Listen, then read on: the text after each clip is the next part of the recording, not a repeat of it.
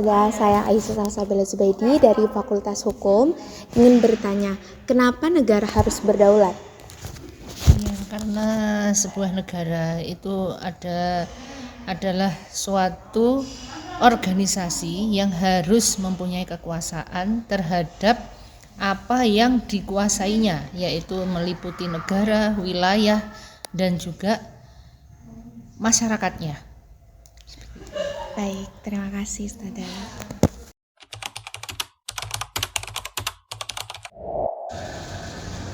Halo Mah, Ica mau nanya nih, kenapa negara harus berdaulat? Karena negara itu harus bisa mempunyai kekuasaan dan bisa mengatur segala hal yang berkaitan dengan negaranya tanpa campur tangan negara lain. Gitu. Oh begitu, baik, terima kasih Mah.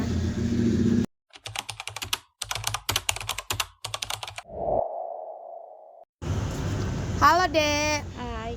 Kakak mau tanya nih, apa sih peran kedaulatan negara dalam menjaga keutuhan dan persatuan bangsa? Menurut saya, kedaulatan negara berperan untuk menjaga keutuhan wilayah dan menegakkan hukum serta melindungi rakyat sehingga persatuan negara atau bangsa tetap terjaga. Baik, terima kasih Dek.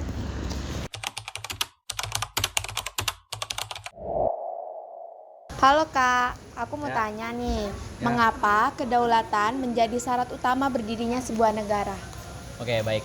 Jadi yang pertama itu kita harus paham dulu apa itu sebenarnya pengertian kedaulatan itu. Jadi sebenarnya kedaulatan itu adalah hak untuk menentukan arah kebijakan ataupun kemudian arah-arah yang diinginkan sebuah negara gitu. Hak penuh atas suatu negara. Jadi kalau misalnya negara ini tidak berdaulat, artinya dia itu tidak memiliki kontrol penuh atas kebijakan yang akan dia buat di dalam negaranya. Maka dari itu ya siokianya untuk menjadi merdeka, untuk menjadi kemudian sebuah negara itu harus ada kedaulatan di dalamnya, harus ada hak atau harus ada hak penuh untuk kemudian mengontrol kebijakan dan arah-arah politik dan lain sebagainya yang ada dalam negara tersebut, begitu. Mungkin ada lagi Kak? Nggak ada. Oke, terima kasih Kak. Sama-sama.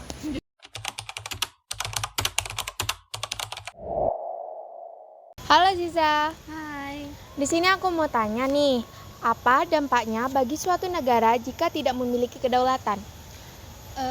Kalau dari POV aku, kalau negara itu tidak memiliki kedaulatan, maka yang pertama menyebabkan rakyatnya itu mudah terpecah belah.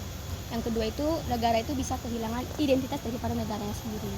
Selanjutnya banyak hal-hal asing yang bisa memasuki negara atau adanya percampur tanganan dari negara-negara asing. Seperti itu. Kira-kira seperti itu. Oke, baik, terima kasih Ziza. Ya, sama-sama.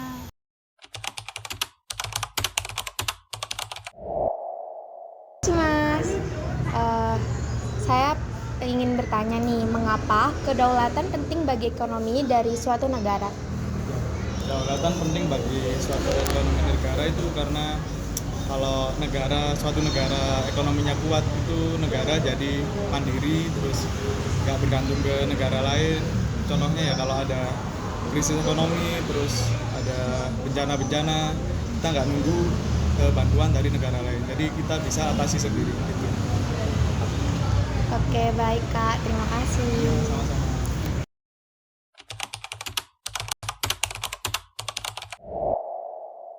Halo Rani. Hai. Kakak mau tanya nih, kenapa sih menurut kamu nih, kenapa sih negara ini harus berdaulat? Karena kalau kita tidak berdaulat, kita tidak bisa bebas untuk menentukan kebijakan hukum serta keamanan kita menjadi melemah.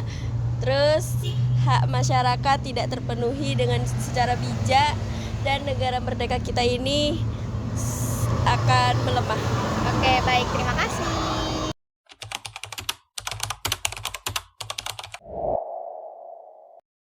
Misi Bapak mau tanya, dalam negara demokrasi seperti Indonesia, siapa yang memegang kedaulatan tertinggi? Memegang kedaulatan tertinggi ya rakyat Indonesia, rakyat. Iya Bapak, terima kasih Bapak atas pertanyaannya.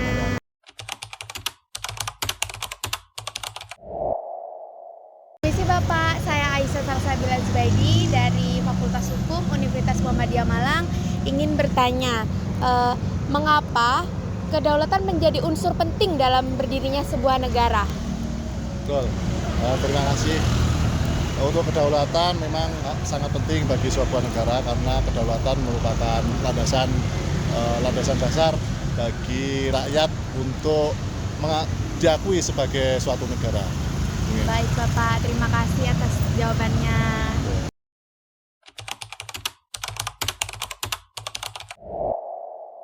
Assalamualaikum warahmatullahi wabarakatuh. Perkenalkan Ustadz, saya Aisyah Salsabila Zubaidi dari Fakultas Hukum Universitas Muhammadiyah Malang. Mohon perkenalkan diri Ustadz. Oh ya, baiklah, nama saya Imam Solihin, di SMA Al-Hikmah menjadi pengasuh asrama, kemudian di masyarakat juga biasanya mengisi kajian bersama dengan jamaah-jamaah masjid. Jadi saya ingin bertanya Ustadz, apa yang terjadi jika suatu negara tidak memiliki kedaulatan?